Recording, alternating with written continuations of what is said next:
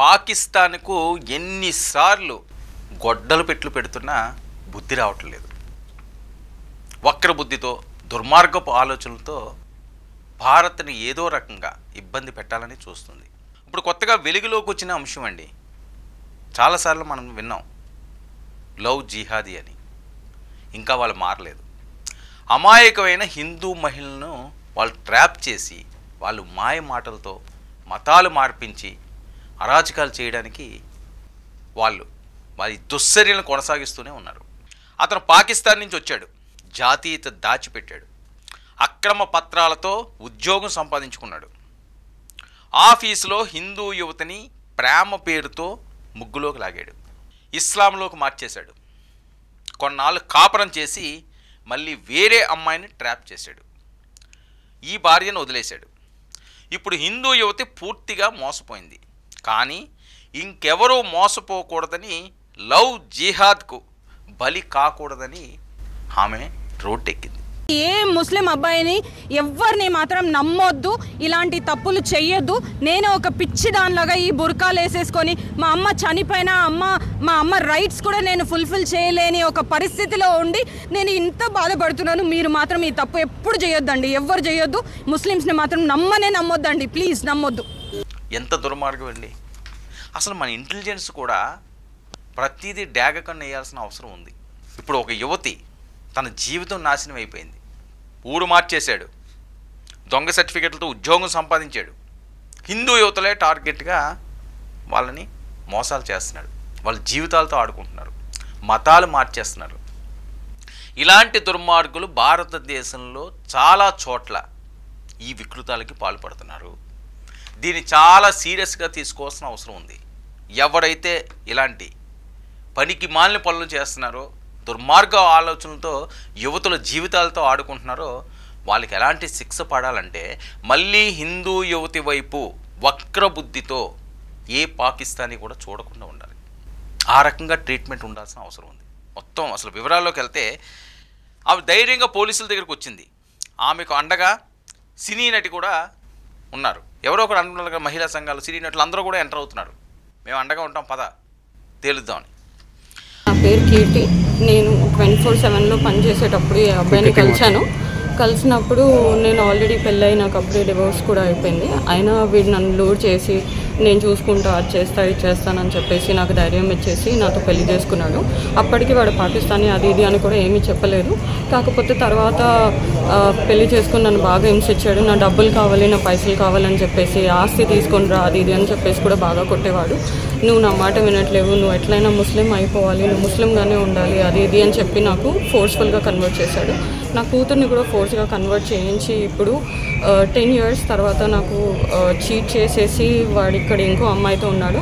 అవన్నీ సపోర్ట్ చేయడానికి వాళ్ళ ఫ్యామిలీ కూడా వాడికి సపోర్ట్ చేస్తున్నారు. ఇవన్నీ ఏదో నా తప్పు వల్ల వాడు చేస్తున్నాడు అది ఇది అని చెప్పేసి వాళ్ళ మదర్కి అన్నీ తెలుసు, వాళ్ళ అమ్మమ్మకి అన్నీ తెలుసు. వాడు ఇంట్లో ఖాళీ చేసేసుకొని వాళ్ళ అమ్మమ్మ వాళ్ళ ఇంటికి వెళ్ళిపోయినా వాళ్ళ అమ్మ వాళ్ళు ఏం వచ్చి అడగట్లేరు, చేయట్లేరు. ఇప్పటికీ వాడి దగ్గర ఆధార్ కార్డు అవన్నీ వాడి దగ్గర అప్పటికి ఉంది కాబట్టి వాడు ఒక ఇండియన్ అని మనకు తెలుసు.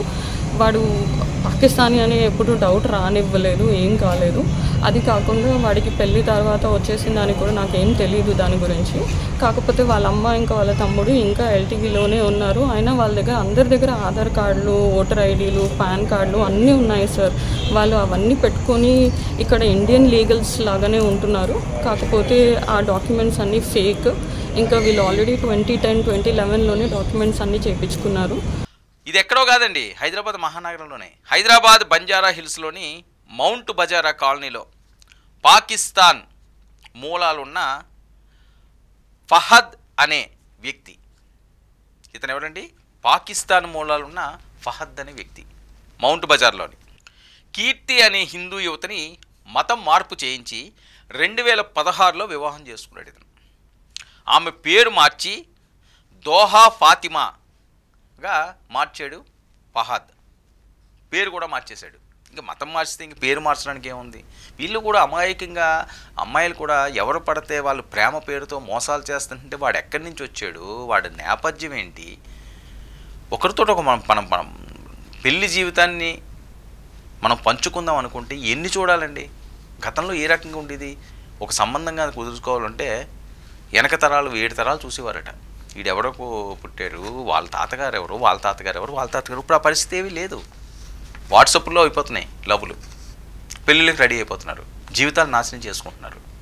సో పరిస్థితులు బాగలేదు, దారుణంగా ఉంటున్నాయి. ప్రతిదీ ఆచితూచి మహిళ అడుగులు వేయాల్సిన అవసరం ఉంది. లేకపోతే ఇలాంటి రొచ్చులో చిక్కుకుంటే జీవితాలు నాశనం అయిపోతాయి. ఇంకా ఆవిడ ఇక్కడ ఉంది. కొంతమంది అయితే ఆ దేశాలకు కూడా తీసుకెళ్ళిపోయి ఎవరెవరికో అమ్మేయడాలు, ఉమెన్ ట్రాఫికింగ్, ఎన్ని దూరాలు మనం చూడలేదు. ఆ కుటుంబం ఎంత విలవిల్లాడిపోద్ది. ప్రాణం పోయినట్టే కదండి శీలం పోతేని. అందులోని మనతోటి దగ్గరగా ఉన్నవాడు, మనతో సంసారం జీవితాన్ని పంచుకుందాం అనుకున్నవాడు మోసం చేస్తే ఆ పెయిన్ ఎంతలా ఉంటుంది. నరకం కదా అది. వాళ్ళకి అవసరం లేదు, వాళ్ళ టార్గెటే అది. విలాసాలు, రోజుకు ఒక అమ్మాయితో గడపాలి, ఏదో రకంగా మోసం చేయాలి, వాళ్ళ జీవితాలు నాశనం చేయాలి. ఇదే వాళ్ళ టార్గెట్. మతాలు మార్చేయాలి, వాళ్ళ మతాన్ని పెంచాలి, లేకపోతే వాళ్ళతో ఇంకా వేరే వేరే పనులు కూడా చేయించిన సందర్భాలు ఎన్నో ఉన్నాయి. హైదరాబాద్ మహానగరంలో పాకిస్తాన్ మూలాలు ఉన్న వాళ్ళు ఎంతోమంది ఉన్నారు ఉన్నారు ఉన్నారు అని చెప్పి పదే పదే ఇలాంటివి చెప్తున్నాయనండి. ఏరిపారేయాలి, ఏరిపారేయాలి. దానికి ఉపేక్షించకూడదు, ఆలోచించకూడదు. లేకపోతే చాలా దారుణాలు ముందు రోజుల్లో జరిగే అవకాశం ఉంటుందని చెప్పి జరుగుతున్న ప్రచారం ఇంటెలిజెన్స్ దగ్గర కూడా ఇన్ఫర్మేషన్లు ఉంటున్నాయి. కానీ ఇంకా సీరియస్గా చేయాల్సిన అవసరం ఉన్నది. ముఖ్యంగా పాత బస్తీ అట్లాంటిలో ఇలాంటి వాళ్ళు చాలామంది ఉన్నారు అని వస్తున్న వార్తల నేపథ్యం. ఖచ్చితంగా వాళ్ళందరినీ కూడా పసిగట్టాలి, బయటికి తీసుకురావాలి. ఏ కలుగుల్లో ఉన్న వాళ్ళని, వాళ్ళ పుట్టు పూర్వతలన్నీ కూడా బయట పెట్టాలి. హైటెక్ సిటీలో సీపాల్ అనే కంపెనీలో ఇతను పనిచేస్తున్నాడు. ఈ ఫహాద్ అన్నవాడు ఆఫీసులో పనిచేసే మరో మహిళను ట్రాప్ చేశాడు. ఆమెను కూడా మతం మార్చి పెళ్లి చేసుకున్నాడో లేకపోతే కాపురమే పెట్టేశాడు తెలియదు. కానీ ఈ విషయం తెలియడంతో దోహా ఫాతిమా వారిని వెళ్ళి రెడ్ హ్యాండెడ్గా పట్టుకున్నదండి. చాలా ధైర్యం చేసింది, రెడ్ హ్యాండెడ్గా పట్టుకుంది. ఇలాగే ఉండాలి, ఆ ధైర్యం ఉండాలి. ఈ ధైర్యం అన్నీ అయిపోయిన తర్వాత కంట ఇంకా ముందే చూపించి అసలు ఇతను ఎవడు, ఇతని మూలాలేంటి, నిజంగానే ప్రేమిస్తున్నాడా, నటిస్తున్నాడా, అతని బ్యాక్గ్రౌండ్ ఏంటి. ఇప్పుడు పాకిస్తాన్ నుంచి అతను వచ్చి తన జాతీయతను దాచిపెట్టి అక్రమ పత్రాలతో ఉద్యోగం సంపాదించి ఇంత చేస్తున్నాడంటే వాళ్ళ కుటుంబం ఏంటో, వాళ్ళేంటో, వాళ్ళ పుట్టుపూర్వోత్తరాలు ఏంటో తెలుసుకోవాల్సిన అవసరం ఉంది కదా. ఉద్యోగం చేసే మహిళ తను కూడాని ఎన్ని జాగ్రత్తలు తీసుకోవాలి. ఇలా ఎంతమందిని చేశాడో ఈవిడైతే ఒకరితో పట్టుకున్నది. ఇక పోలీసులకు సమాచారం ఇచ్చింది, రెడ్ హ్యాండ్ పట్టుకుంది. పోలీసులు ఫహాద్ ఆ మహిళను అరెస్ట్ చేసి విచారణ చేస్తున్నారు ప్రస్తుతానికి. అయితే పోలీసుల సమాచారం ప్రకారం ఫహాద్ 1998లో పాకిస్తాన్ నుంచి భారత్ వచ్చి హైదరాబాద్లో స్థిరపడ్డాడండి. 1998, ఇది 2025. ఇన్ని సంవత్సరాలు ఏ రకంగా ఇతను ఉన్నాడు? సుమారు 17 సంవత్సరాలు. అతను ప్రేమ వివాహం పేరుతో యువతులను లక్ష్యంగా చేసుకుని మత మార్పిడి చేయించేవాడని తెలుస్తుంది. చూసారా, ప్రేమ పెళ్ళి ఇదే పేరు.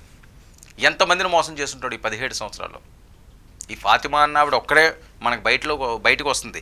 ఇప్పుడు రెండో ఆవిడ వచ్చింది. కానీ మిగతా వాళ్ళందరూ ఎంతమందిని వీడు ఈ రకంగా చేస్తుంటాడు, వీళ్ళ గ్రూప్ ఎంతమంది ఉంటారు ఇక్కడ, అవన్నీ కూడా బయటికి తీయాలి కదా. గత రికార్డులు పరిశీలిస్తూ మరే ఇతర బాధితులైనా ఉన్నారా అని ఆరా తీస్తున్నారు. ఫహద్ ప్రేమ వివాహం పేరుతో యువతులను మతం మార్పిడి చేయించేవాడన్న ఆరోపణలపై దర్యాప్తు కొనసాగుతుంది. అయితే బాధితురాల కీర్తి అలియాస్ దోహా ఫాతిమా తనకు న్యాయం చేయాలని సినిమా వాళ్ళని, మహిళా సంఘాలని, ఉద్యమకారులని ఆవిడ ఆశ్రయించారు. కీర్తి దూరపు బంధువు ఒక ఆమె కొంతమందితో కలిసి బంజారా హిల్స్లో ఉంటున్న పాకిస్తానీ వ్యక్తి ఫహాద్ ఇంటికి వెళ్ళారండి. చాలా డేరింగ్గా వెళ్ళారు. అప్పటికే అక్కడ ఆయన సహజీవనం చేస్తున్న మహిళతో సరసాలు సాగిస్తున్నాడట. ఇంకా పనే ఉంది, ఇదే పని కదా. వాళ్ళని లొంగపరుచుకోవడం, మాయ మాటలు చెప్పడం, వాళ్ళని అటు తిప్పడం, ఇటు తిప్పడం, మతం మార్చేయడం. లవ్ జిహాదీ మనం చూస్తున్నాం కదా. ఎన్ని జరగలేదు, ఇంకా ఉన్నాయన్నమాట అవి ఇలాంటి పరిస్థితుల్లో కూడా.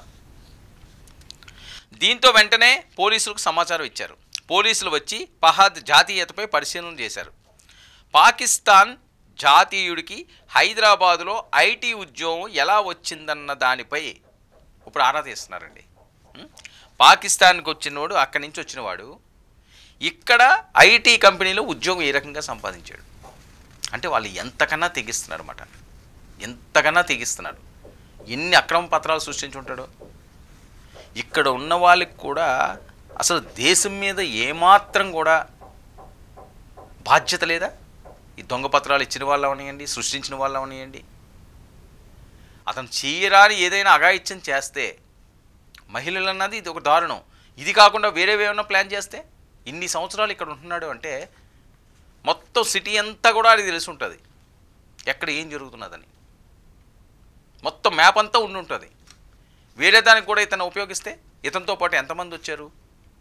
ఇక్కడ ఒక్కడే ఎలా స్థిరపడగలిగాడు? ఎలా ఉద్యోగం సంపాదించగలిగాడు? దీని వెనకాతలు అసలు ఎవరున్నారు? తీగ మొత్తం లాగాలి కదా. ఇప్పటికైనా సరే సీరియస్గా చేయాల్సిన అవసరం ఉంది ఇది. లేకపోతే చాలా ఇబ్బందులు ఎదుర్కొంటాం. మన గోకుల్ చాట్లు అంటే ఇప్పటికీ కూడా పీడకల్లా వెంటాడుతుంటుంటాయి లుంబిని పార్కులు ఘటనలన్నీ కూడా. ఇలాంటి దుర్మార్గులే వీటికి పాల్పడేది. అంటే ఒక్కొక్కరు ఒక్కో రకంగా తీసుకుంటారు. కొంతమంది ఇదిగో మహిళల్ని ట్రాప్ చేయడం, వివాహం చేసుకోవడం, మత మార్పిడి చేయడం. ఇంకొకరు అక్రమాలకి దుర్మార్గాలకి పాల్పడడం. ఇంకొకరు అటాక్లకు పాల్పడడం. ఇలాంటివి. ఇక పాకిస్తాన్ జాతీయుడికి హైదరాబాద్లో ఐటీ ఉద్యోగం ఎలా వచ్చిందన్న దానిపై ఇప్పుడు ఆరా తీస్తున్నారు. అదే సమయంలో అతను ఇక్కడే ఉండి ఎలాంటి కార్యకలాపాలకు పాల్పడుతున్నాడు, హిందూ అమ్మాయిల్ని ఎందుకు ట్రాప్ చేస్తున్నాడు అన్న దానిపై పూర్తిగా తీగలాగుతున్నారండి. హిందూ అమ్మాయిలనే టార్గెట్ చేయడానికి గల బలమైన కారణాలు ఏంటి? ఎవరు ఇతన్ని ఇక్కడికి పంపించారు? ఎంతమందిని టార్గెట్ చేయమన్నారు? ఆ తర్వాత ఏం చేయబోతున్నాడు? ఇంతతో ఆపుతున్నాడా లేకపోతే ఇంకా ఏమైనా ఉన్నాయా దీని వెనకట్ల? అతను పనిచేస్తున్న కంపెనీలోని ఫహాద్ ప్రవర్తనపై ఆరా తీస్తున్నారు. అయితే అతను అనుమానాస్పదంగా ఏమీ ప్రవర్తించలేదని, ప్రేమించుకుని ఇష్టాపూర్వకంగానే మతం మార్చుకున్నారని, కానీ విభేదాలు రావడంతో దూరంగా ఉంటున్నారని, అందుకే వివాదం వచ్చిందని ఫహాద్ స్నేహితులు చెబుతున్నారు. ఈ అంశంపై పోలీసులు దర్యాప్తు చేసిన తర్వాత పూర్తి వివరాలు వెల్లడి కావాల్సింది. ప్రస్తుతానికైతే ఆయన తోముతున్నారు. ఖచ్చితంగా తోమాలి కదా, తోమితేనే బయటకు వస్తాయి అన్నీ. ఇప్పుడు ఇలాంటి వాళ్ళు మూడో కంటికి తెలియకుండా చేస్తారండి ఏం చేసినా సరే. వాళ్ళు మంచిగానే ఉండేవారు, స్నేహంగానే ఉండేవారు అంటే రోజుకి కొట్లాడుకుంటారా? కొట్లాడుకుంటే నువ్వు ఎవడరా, ఏ దేశం నుంచి వచ్చేవరా, ఎక్కడోడురా అని అడుగుతారు. వీళ్ళది ఒక మాస్టర్ ప్లాన్ ఉంటుంది. ఆ ప్లాన్ ప్రకారంగానే వాళ్ళు అడుగులు వేసుకుంటూ వెళ్తారు. వాళ్ళలో కోపాలు, వేరే రకంగా ప్రవర్తించడాలు ఇలాంటివి ఏమి ఉండదు. ప్రేమగా మంచిగా ఒక్కరితోటే కాదండి, మొత్తం ఆ చుట్టుపక్కల ఉన్న వాళ్ళందరినీ కూడా వీళ్ళు ఆకర్షిస్తారు. అదొక ప్రీ ప్లాన్డ్. ఆకర్షించకపోతే అనుమానాలు వస్తాయి. వాళ్ళ ఇంటి పరిసర ప్రాంతాల్లో ఉన్న వాళ్ళని అవనియండి, లేకపోతే వాళ్ళు సహోద్యోగులు అవనియండి, వీళ్ళందరితోటి కూడా మంచిగా ఉంటారు. వాళ్ళకి మంచి పార్టీలు ఇచ్చుకుంటా, మంచి సినిమా టికెట్లు తెప్పించుకుంటా, లేకపోతే మంచి లంచ్లు, డిన్నర్లు ఇలాంటివి ఏమైనా పెట్టించుకుంటా, దేనికి వెనకాడకుండా ఇక్కడ పండగలు ఏమని ఇలాంటి వాళ్ళు వచ్చినంటే మాకు చాలా ఇష్టం మీరంటే అని ఆ రకంగా కూడా దగ్గరయ్యి, అంటే ఒక్కరికి కూడా అనుమానం రాకుండా చక్క పెడతారు వాళ్ళు అనుకున్న కార్యక్రమాన్ని. ఆ టైప్లోనే ఫహాద్ ఇప్పుడు చిక్కాడు. ఇతని వెనకాతలు ఎంతమంది ఉన్నారు? అసలు హైదరాబాద్లో పాకిస్తాన్లో ఎంతమంది ఉన్నారు? వాళ్ళు ఎలాంటి కుట్రలకు పాల్పడుతున్నారు? ఇవన్నీ కూడా పూర్తిగా డొంకంతా కదిలించాల్సిన అవసరం ఉంది. పరిస్థితి బాగోవటం లేదు. మొన్నే మనం చూసాం పెహల్గాంలో ఎలాంటి సంఘటన జరిగిందని, ఇప్పటికీ కూడా మర్చిపోలేదు. ఆ తర్వాత ఆపరేషన్ సింధూర్ అవనియండి, ఇప్పటికీ పాకిస్తాన్ భారత్ మధ్య రగులుతుంది. వాళ్ళు ఏం చేస్తారో అని మాట్లాడితే అది వేస్తాం, మాట్లాడితే ఇది వేస్తామని చెప్పి ఇప్పటికీ రెచ్చగొడుతున్నారు. అలాంటిది ఇలాంటి వాళ్ళని ఎంతమందికి దేశం మీదకి పంపించారు, ఎక్కడెక్కడ వీళ్ళు దాగున్నారో మొత్తం చిట్టా అంతా కూడా బయటికి తీయాల్సిన అవసరం ఉంది. ముఖ్యంగా ప్రజలు కూడా అప్రమత్తంగా ఉండాలి. మన పరిసర ప్రాంతాల్లో ఎవరు నివసిస్తున్నారు, వాళ్ళు ఎవరు, ఎక్కడి నుంచి వచ్చారు, వాళ్ళ నడవడిక ఏంటి, వాళ్ళ టైమింగ్స్ ఏంటి, ఎవరితో వాళ్ళు ఉంటున్నారు, ఇలాంటివన్నీ కూడా మన పరిసర ప్రాంతాల్లో వాళ్ళు గమనించాలి. ఏ మాత్రం అనుమానం వచ్చినా పోలీసులకు చెప్తేనే కదా తెలిసేది. పోలీసులు మాత్రం ఎంతమందిని పట్టుకుంటారు? ఇంటెలిజెన్స్ మాత్రం ఎన్ని కోట్ల మందిలో ఎంతమందిని ట్రేస్ చేయగలరు? ప్రతి పౌరుడు కూడా ఒక ఇంటెలిజెంట్ ఆఫీసర్ కింద అవ్వాలండి. ప్రతి పౌరుడు కూడా ఒక పోలీసులా మారాలండి. ఆడ మగ తేడా లేకుండాని సివిల్ పోలీసింగ్ మారాలి. మన పక్కన ఏం జరుగుతున్నదని మనం చెప్తేనే కదా తెలిసేది.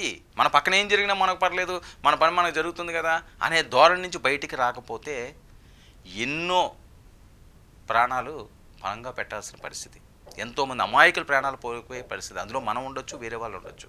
అది మనం అనుకోవాలి. ఆ రకంగా మనం బిహేవ్ చేయాలి. మన పని మనం చేసుకోండి, ఎవరో కాదంటారు. మీ పని మానేసి పక్కోళ్ళని చూడమని చెప్పట్లేదు. మీ పని చేసుకుంటానే ఏమాత్రం చిన్న అనుమానం ఉన్నా ఒక కన్ను అటేసి ఉంచాలి, వెంటనే అది పోలీసులకి చెప్పాలి. అప్పుడే కదా బయటకు వస్తుంది. ఆ రకంగా ముందుకు సాగాల్సిన అవసరం ఉంది. పహాద్ చరిత్ర ఏంటి, వీడు వెనకాతల ఎవడున్నారు, అసలు పాకిస్తాన్ నుంచి ఎలా వచ్చాడు, ఎలా ఉద్యోగం సంపాదించుకున్నాడు, ఎంతమంది మహిళల జీవితాలను నాశనం చేశాడు, ఇక్కడితో ఆగుతుందా, వేరే కుట్రలు ఏమన్నా పన్నుతున్నాడా అన్నది పూర్తిగా పరిశీలించాల్సిన అవసరం అయితే ఉంది.